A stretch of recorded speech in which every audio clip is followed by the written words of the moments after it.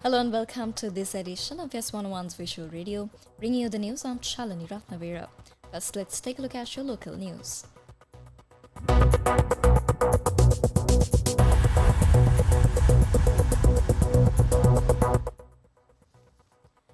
Deputy Director of the National Hospital of Sri Lanka, Dr. Rukshan Bellana, confirmed that former President Ranil Wickremesinghe, released on bail by the court, continues to receive treatment in the intensive care unit of the hospital. In an early morning inquiry by Newsfirst, Dr. Bellana stated that complications arising from Wickremesinghe's heart condition are now being managed effectively.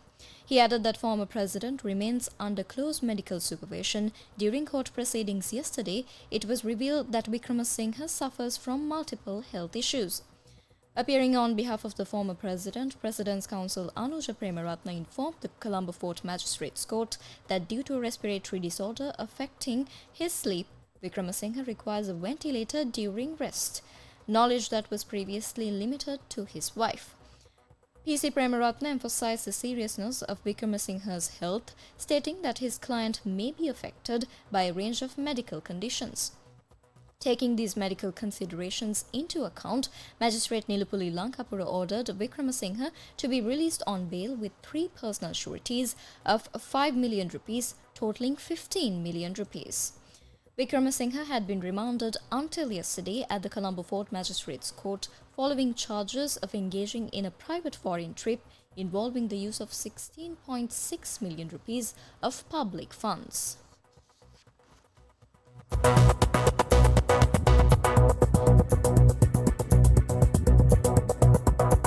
Moving on to more local news.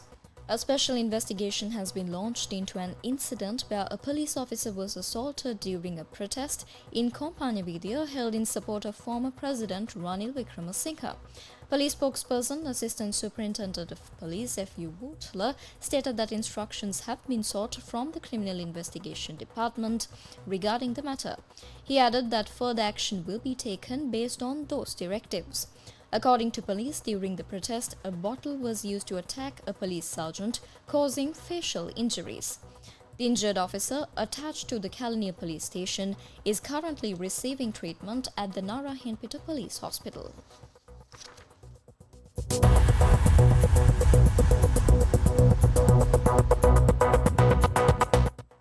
In more local news, the Ceylon Electricity Board has been restructured into 4 separate entities under the provisions of the new Electricity Act. The newly established entities are National System Operator Private Limited, National Transmission Network Service Provider Private Limited, Electricity Distribution Lanka Private Limited, and Electricity Generation Lanka Private Limited. According to the Ministry of Energy, current employees of the CEB will be given the opportunity to apply for transfer to one of the 4 companies of their choice. A period of 2 months, effective from today, has been granted for this process, and all employees will be officially notified. The ministry further stated that these companies will remain under state ownership. Employees who do not wish to be absorbed into the new entities will be offered retirement under a compensation scheme. Meanwhile, for senior management positions in the new institutions, the ministry plans to recruit engineers who are currently serving in top positions within the CEB.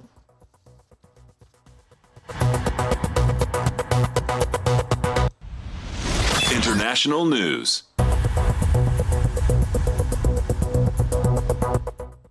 In international news, U.S. Special Envoy Steve Witkoff said on Tuesday that President Donald Trump will chair a meeting on Gaza at the White House today, and added that Washington expected Israel's war in the Palestinian territory to be settled by the end of the year.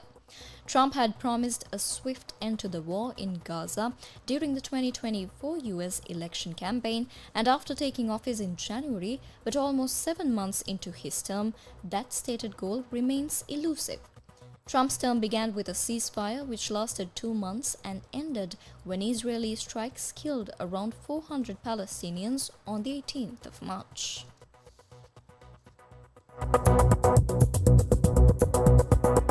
Sports news.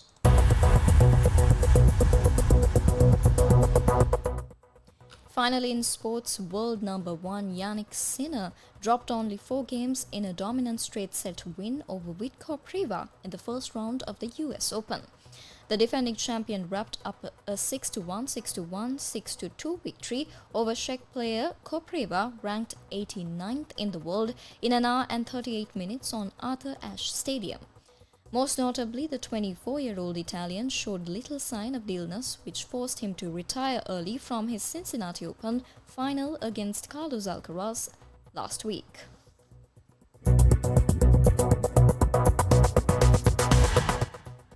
Well, that's a wrap of this edition of YES101's Visual Radio. Thank you for watching.